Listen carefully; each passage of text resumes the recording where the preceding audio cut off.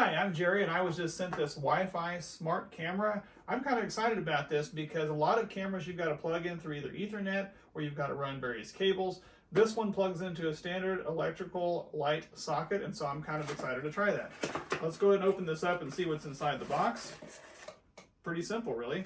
You've got your box, you have your light, and you've got your instruction guide. So I think installation should be a breeze.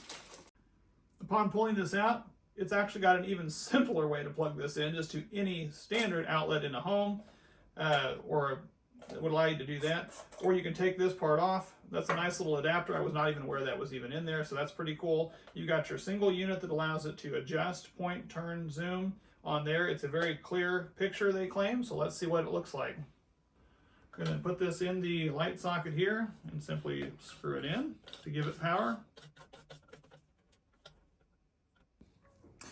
Now that this is connected, you can see it's got a really clear picture. You've got a lot of different options on here. You can adjust, tilt, and turn the camera.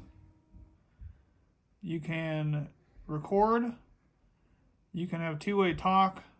You can expand it to a full screen, or you can have it be the standard size screen. You've got an alarm that'll go for 15 seconds. The camera has standard definition.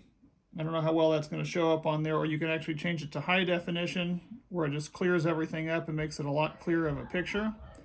You can take a screenshot by pushing that. It'll take a screenshot of what's there on there, or you can also hit record and it'll start recording that. This does have a way to set up motion tracker, so it can actually track people that are moving, so that's a pretty cool feature. All in all, it seemed to be a pretty simple setup, and I think it'll work really well for anybody looking for a good camera.